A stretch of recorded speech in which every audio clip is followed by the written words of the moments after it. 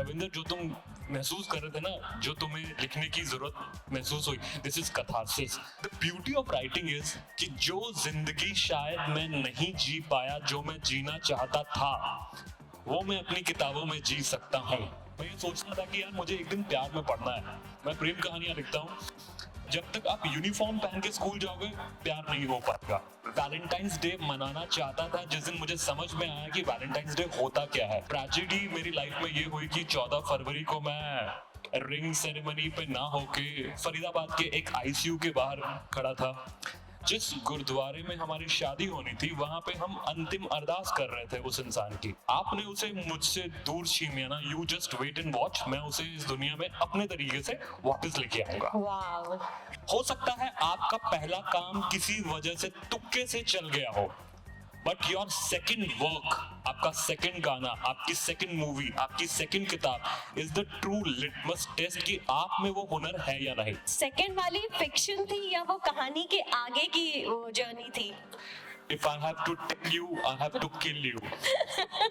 Lucky are those people who are in love with the same person who they are in relationship with.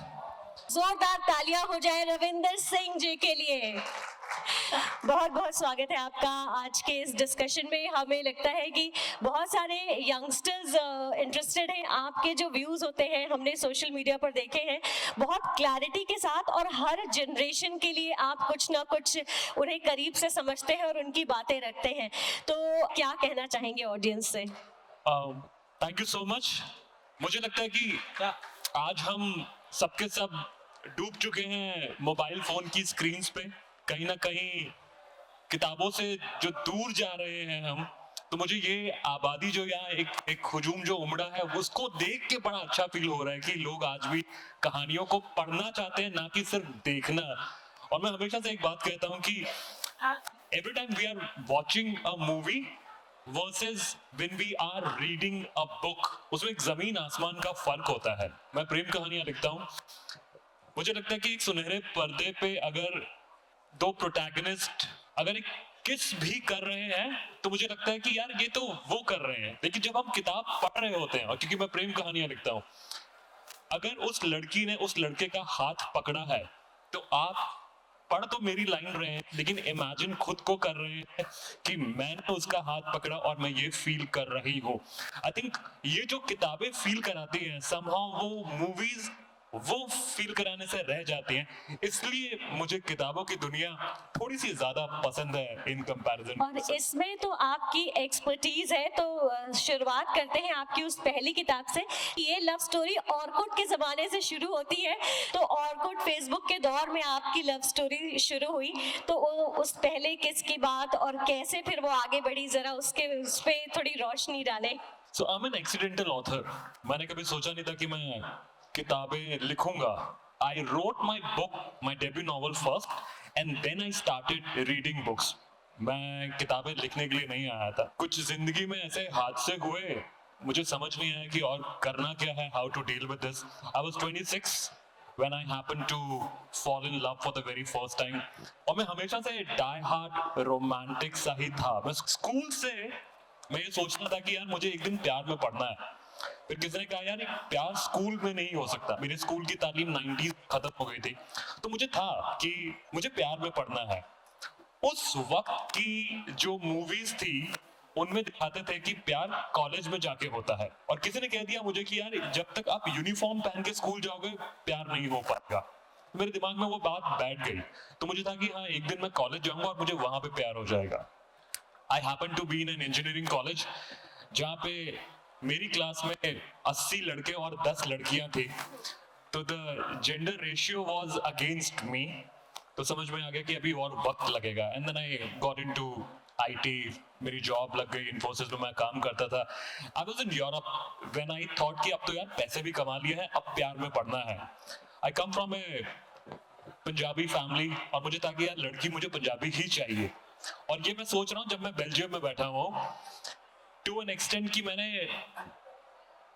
Sunday को वहां पे गुरुद्वारे में जाना शुरू कर दिया कि यार यहाँ पे पंजाबी लड़कियां मिल सकती हैं, और संस्कारी भी। संस्कारी भी। और क्योंकि मेरी अपब्रिंगिंग ऐसी थी, तो मैं भी गुरुद्वारे में जाता था। So to cut the long story short, मुझे लगा कि अगर मुझे प्यार में पड़ना है, मेरे मॉम डैड तो मेरी पसंद की शर्ट भी नहीं ले सकते, लड़की क्या लेके आएंगे, I have to do something on my own.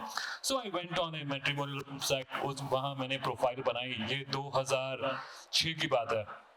Happened to find somebody after lot of rejections, तो परिवार भी मिल लिए, हम भी मिल लिए, I was in love।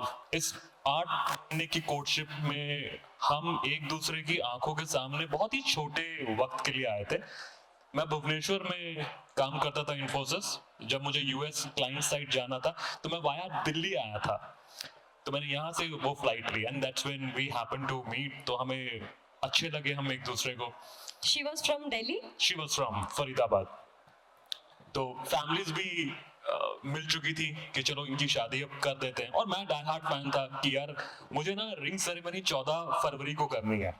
उस वक्त से, क्योंकि मैं स्कूल से वैलेंटाइंस डे मनाना चाहता था, जिस दिन मुझे समझ में आया कि वैलेंटाइंस डे होता क्या है, पर वो वैलेंटाइन मनाने के लिए आपकी एक वैलेंटाइन होनी चाहिए, वो आप 26 साल की उम्र में मुझे मिली थी।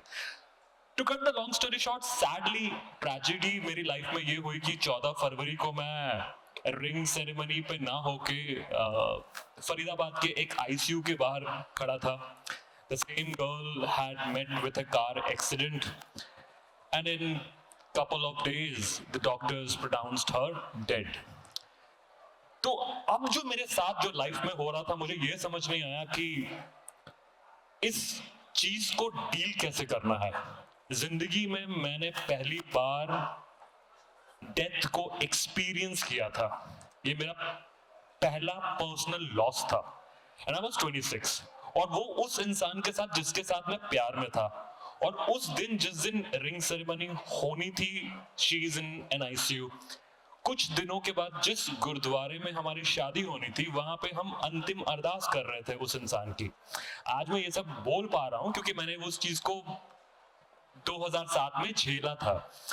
अब जब आपकी लाइफ में ऐसे वाकये होते हैं, आप इनके लिए कभी प्रिपेयर्ड नहीं होते हो। You don't know how to deal with this moment. आपके पैरों तले जमीन खिसक जाती है। मैं वापस आया, अब वो इंसान एग्जिस्ट नहीं करता है, और मैं वापस आया हूँ, और मेरे घर पे उस शादी का सामान पड़ा है, उसकी साड़ियां पड़ी हैं, उसके सब कुछ, और मैं ये रियलाइज करता हूँ कि अब ये कभी नहीं होगा। This is not a breakup of today's generation. She will never come back. There is no U-turn. अब मुझे था कि यार मैं तो बचपन से प्यार में पढ़ना चाहता था और पढ़ भी गया था, और अब ऐसा हो गया, मेरी प्रेम कहानी का क्या होगा?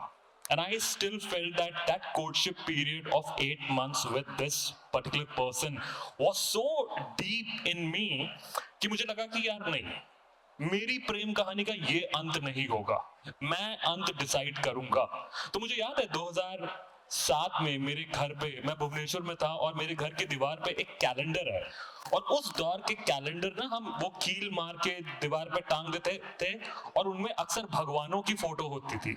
तो मेरे घर पे भी था, गुरु नानक देव की फोटो थी, and I am having this conversation कि आपने उसे मुझसे दूर छीन लिया ना, you just wait and watch, मैं उसे इस दुनिया में अपने तरीके से वापस लेके आऊंगा। Wow. अब उस हादसे को 3 महीने हो चुके थे। मैं रोज रात को, मेरे तकिए गीले होते थे, और मैं सुबह उन्हें छुपा के मॉम से डाल देता था वॉशिंग मशीन में।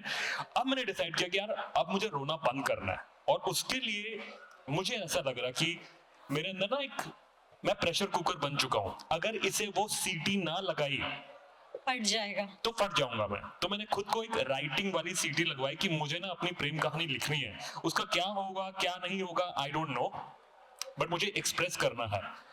जब वो किताब मार्केट में आई, तब लोगों ने बोला कि अच्छा, दिस बुक इज कैथारसिस। उससे पहले मुझे कैथारसिस वर्ड का मतलब भी नहीं पता था। ये जो महान जो लेखक हैं, उन्होंने कहा कि रविंदर, जो तुम महसूस कर रहे थे ना, जो तुम्हें लिखने की जरूरत महसूस हुई, दिस इज कैथारसिस। मैंने कहा अच्छा, मैंने गूगल किया, मैंने कहा हाँ यार, फीलिंग तो वही थी। तो इस तरह से मैं एक एक्सीडेंटल ऑथर बना। मुझे लगता था कि मेरी प्रेम कहानी, चाहे उसका अंत इस तरह से हुआ हो, वो बतानी चाहिए। आज we have sold more than 1 million copies of that book, जो मैं सोचता था कि अगर 500 कॉपियां बिक जाएंगी तो मैं सोचूंगा कि यार किसी ने मेरी कहानी पढ़ी तालियां है। हो जाए बेस्ट सेलर बुक के लिए। मुझे उससे भी ज्यादा इस चीज की, जो कहते हैं ना कि कि मैं उसे हमेशा के लिए जीवित रखना चाहता था कई किताबों में। द फैक्ट कि आज भी हम बात कर रहे हैं मेरी प्रेम कहानी की, मुझे लगता है कि यही मेरी जीत है। अब वो मिलियंस के दिलों में है, आपने उन्हें अमर बना दिया। अच्छा, एक चीज मैं ये जानना चाह रही थी कि आप माइक्रोसॉफ्ट पे काम कर रहे थे, आप एक इंजीनियर हैं, तो कैसे फिर ये ऑथर बनने का आया? जब मैंने अपनी पहली किताब लिखी, मैं इन्फोसिस के साथ काम कर रहा था। जब मैंने अपनी दूसरी किताब लिखी तब मैं ISB में अपना MBA कर रहा था, ये 2012 की बात है। मुझे अपनी दूसरी किताब नहीं लिखनी थी, मैंने सिर्फ और सिर्फ इसलिए लिखी क्योंकि जो लोग मुझे सुनने आते थे उन्होंने ये कहा कि यार ठीक है, ये कहानी यहाँ पे खत्म होती है, इसके बाद क्या हुआ इस किरदार के साथ, हमें वो जानना है। तो मैंने कहा मैं फुल टाइम ऑथर बनने नहीं आया हूँ, मेरी एक जरूरत थी जिसकी वजह से मैंने ये किताब लिखी है। मेरी IT की नौकरी है। I was literally questioned by people in such gatherings that you cannot do this to us. मैंने कहा मैंने ऐसा क्या कर दिया? नहीं, you cannot not tell us what happens to this guy Ravin पहली किताब के बाद। तो मैंने 4 साल के बाद इसकी एक दूसरी किताब लिखी और इस दौरान बहुत सारे पब्लिशिंग हाउसेस ने इंटरेस्ट लेना शुरू कर दिया, मुझे बहुत सारी ईमेल आती थी, बहुत सारे लिटरेचर फेस्टिवल्स ने मुझे बुलाना शुरू कर दिया। तो मैंने अपनी सेकंड किताब लिखी। अब मेरा यह मानना है, किसी भी आर्टिस्ट के लिए मैं ये समझता हूँ कि हो सकता है आपका पहला काम किसी वजह से तुक्के से चल गया हो, बट योर सेकेंड वर्क, आपका सेकेंड गाना, आपकी सेकेंड मूवी, आपकी सेकेंड किताब is the true litmus test कि आप में वो हुनर है या नहीं।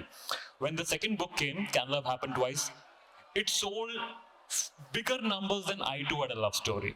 तो मुझे लगा कि नहीं, सचमुच मुझ में कुछ ऐसा है जो लोग मुझे पढ़ना चाहते हैं। फिर मैंने अपनी तीसरी किताब लिखी माइक्रोसॉफ्ट में, और जब वो भी सक्सेसफुल होगी तो मेरा प्रोग्राम कोड्स लिखने से मन ऊब गया और मैं लव स्टोरीज लिखने की तरफ आ गया। तालियां हो जाए इस बात पे। अच्छा, फर्स्ट वाली तो आपकी अपनी कहानी थी, मैं ये कंट्रोवर्शियल सवाल पूछना चाहूंगी कि सेकंड वाली फिक्शन थी या वो कहानी के आगे की वो जर्नी थी? If I have to tell you, I have to kill you। वो एक मिस्ट्री है जो मैं रखना चाहता हूँ बरकरार कि there is a good amount of truth in it, there is a good amount of fiction in it। I am not going to tell you which part is fiction and which part is true story। और इस trilogy का third part है जो अब launch हो रहा है, right? Correct. वो उस तो अभी जो लॉन्च हो रही है आपकी बुक, क्या नाम है उसका? ये नाम भी अभी तक बताया नहीं गया है। अच्छा, इसलिए मुझे नहीं मिला। मुझे लगा मैंने मिस किया। तो उस किताब को पढ़ने से पहले ये 2 सीरीज पढ़ते हुए रविन की कहानी से थोड़ा सा रूबरू होते हुए आना पड़ेगा। So, बहुत से लोग मुझे मेरी पहली 2 किताबों की वजह से जानते हैं। मुझे ऐसा लगता है कि my most mature work was in recent times. जैसे write me a love story किताब आई है, वो मेरा बहुत मच्योर वर्क है।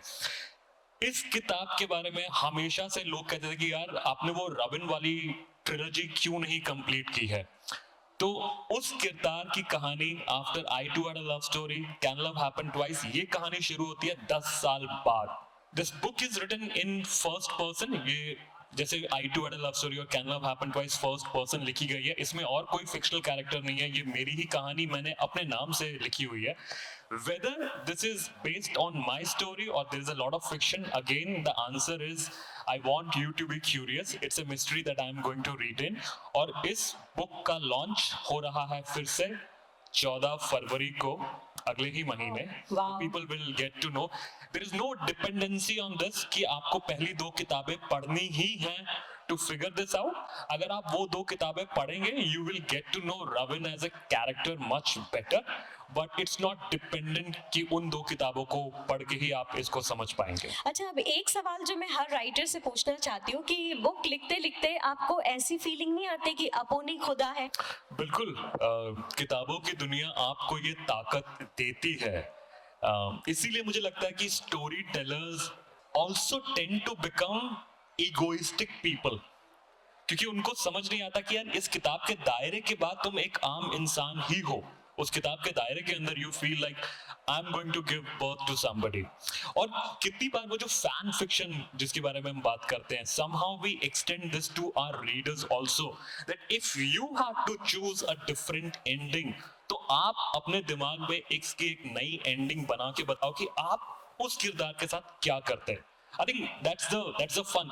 मुझे लगता है कि कितनी बार the beauty of writing is कि जो जिंदगी शायद मैं नहीं जी पाया, जो मैं जीना चाहता था, वो मैं अपनी किताबों में जी सकता हूँ। बहुत सारी चीजें, बहुत सारे लोग इन पब्लिक नहीं बोल पाते हैं। मुझे लगता है कि फिक्शन में आप एक किरदार के थ्रू वो बुलवा देते हो। That is the beauty of writing, कि आपको एक मंच मिल जाता है अपनी बात कह पाने का, और ये भी कहने का कि यार ये तो उस किरदार ने कहा था, मैं तो एक ऑथर हूँ। अच्छा, आपने एक और बुक लिखी जिसमें आपने अपने बचपन के बारे में बताया है। Like it happened yesterday. ये कहानी शुरू होती है नर्सरी से। मैं बड़ा हुआ, मेरा पूरा बचपन उड़ीसा के वेस्टर्न कस्बे में, उसका नाम है शहर का बुरला, बहुत ही छोटा सा शहर है, संबलपुर डिस्ट्रिक्ट के अंदर आता है। तो किसी ने पूछा कि अगर आपको टाइम मशीन दे दी जाए तो आप कहाँ ट्रैवल करना चाहेंगे, तो मैंने कहा कि मैं बचपन में ट्रैवल करना चाहूंगा। और कहीं मैंने लिखा है बचपन बहुत ही तंग गुजरा था, बहुत सारी चीजें मैं चाहता था कि मुझे मिल जाएं, पर घर की इकोनॉमिकल कंडीशन इतनी अच्छी नहीं थी। तो मेरे छोटे छोटे अरमान थे, बहुत बड़े नहीं।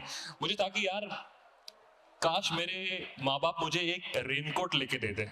उस दौर में हमारे पास एक साइकिल थी, काश हम लोग एक स्कूटर ले पाते, क्योंकि मेरे दोस्त के जो डैड हैं वो सब स्कूल उनको स्कूटर पे छोड़ने आते तब उन्हीं चीजों का क्रेज होता उन्हीं था। चीजों का था। मुझे एक कलरफुल रेनकोट चाहिए था, और उस टाइम ना रेनकोट प्लास्टिक के वो आते थे, और मेरे डैड कहते थे कि अगर ये कहीं एक जगह फट गया ना तो ये इसको सिल नहीं सकते हैं। राइट। ये दिक्कत है रेनकोट की। तो छतरी अच्छी चीज है। I had limited dreams then. तो बचपन पर फिर भी मेरा बहुत ही मजेदार था। पता नहीं क्यों जेब में जो 10 रुपए का नोट को अपनी मुट्ठी में पकड़ के जो मैं अमीर महसूस करता था, आज उस 10 के 10 लाख हो गए हैं, और लगता है कि अमीर होना अभी बाकी है। उस दौर का वो जो संडे जो रंगोली से शुरू होता था, चंद्रकांत, आई मीन बहुत सारे लोग तो सोच रहे होंगे कि मैं कौन से युग की बात कर रहा हूँ। चित्रहार में एक और गाना ज्यादा आ जाए तो मजा आ जाता था। उस टाइम शाम को 6 बजे जो बिजली का कट होता था, वही सोशल नेटवर्किंग हुआ करती थी सबके Exactly. लिए। सारी महिलाएं बाहर आ जाती, और मैं ये नहीं कह रहा हूँ कि पावर कट बहुत अच्छी चीज थी, पर इट वाज उसे भी एंजॉय करते थे इन अ पॉजिटिव वे। तो मुझे लगता है कि वो बचपन की वो अमीरी न जाने कहाँ खो गई, वरना कभी बारिशों के पानी में हमारे भी जहाज चला करते थे। तालियां हो जाए जोरदार इस पे तो। तो that was very rich time period, at least मैं अपने लिए कह सकता हूँ, मेरी लाइफ का वो बड़ा अच्छा टाइम पीरियड था। That is the only book जिसमें मैंने रोमांस नहीं डाला है, और मेरे पब्लिशर्स ने कहा था कि अगर रविंदर तुम रोमांस नहीं डालोगे तो इसको कौन पढ़ेगा, यू हैव टू पुश। और मैं अपने पब्लिशर को कह रहा हूँ कि यार ये पूरी सत्य घटनाओं पे आधारित कहानी है, and I never had any romantic feeling for any of my classmate। मैं स्कूल में था, उन्होंने कहा कि नहीं आपको कुछ ना कुछ तो डालना पड़ेगा। तो मैंने रियलिटी को ध्यान में रखते हुए मेरी 9th और 10th में जो इंग्लिश मैम थी, और उन पे मेरा जो वन साइडेड क्रश था, वो मैंने उस किताब में लिखा है। That is the only bit of how I felt about somebody, and again it's based on real life. That ma'am happened to read that book कि यार रविंदर ये तुम, and I was very embarrassed, पर मैं कहीं ना कहीं अच्छा भी फील कर रहा था कि आज से 15 या 20 साल के बाद जाके एक लड़के ने किताब लिखी और वो मैम को बता रहा है कि मैं ऐसा फील करता था। जेनजीज आज इनका जमाना है, इनका टाइम है, तो आपने इनके प्यार को भी, इनके इमोशंस को भी बखूबी समझा और अपनी जो कहानियां हैं उनमें बहुत बड़े अच्छे से पिरोया है। तो जेनजीज के बारे में रविंदर सिंह का क्या ओपिनियन है, आपने किस तरह से जाना है उन्हें? आई ऑब्जर्व अ लॉट, जो मुझसे आगे थे और जो मेरे बाद आएंगे, और कोई सही गलत नहीं है, अपनी अपनी जगह हम सब सही लगते हैं एक दूसरे को। मुझे एक चीज लगती है कि gender gap is for ever. मेरे माँ बाप जिस तरह से सोचते हैं, जिस तरह से मैं सोचता हूँ, और मेरे बाद की जो पीढ़ी, एक जेंडर गैप हमेशा ही रहेगा। लोग कहते हैं कि यार प्यार की परिभाषा क्या आज बदल गई है? मुझे लगता है कि प्यार की परिभाषा वही है जो पहले थी। एग्जैक्टली। हजारों साल पहले जो आप फील करते थे, love, the definition of love, वो वही है। परिभाषाएं रिलेशनशिप्स की बदल चुकी हैं। राइट। अब प्रॉब्लम ये हो रही है कि टेक्नोलॉजी ने हर चीज इतनी आसान कर दी है कि we are finding ourselves trapped by the same technology. जो ऐप आपको एक जीवन साथी ढूंढने के लिए लेके आया था, आज उसने आपको इतनी सारी ऑप्शंस दे दी हैं कि आपको लगता है कि अच्छा इसके साथ लड़ाई हुई है, कोई ना, ये नहीं तो कोई और सही. Apps have ruined us because we have started thinking कि मेरे पास ऑप्शंस है. 90s वाले प्यार में ना ऐसी ऑप्शंस नहीं थी. ऐसे आप एक चुटकी में किसको डीएम नहीं कर सकते थे. आज कितना आसान बना दिया है हर चीज करना. तो मुझे लगता है कि lucky are those people who are in love with the same person who they are in relationship with. ये दिक्कतें हो रही है. मैं लोगों से कहता हूं कि प्यार में हो, हाँ हमारी शादी हुई. नहीं, तुम प्यार में हो क्या? I have a boyfriend, I have a girlfriend. प्यार में हो क्या? इसके दो अलग आंसर हो सकते हैं. हम रिलेशनशिप में हैं या हम प्यार में हैं. अगर आपके दोनों आंसर यस हैं, then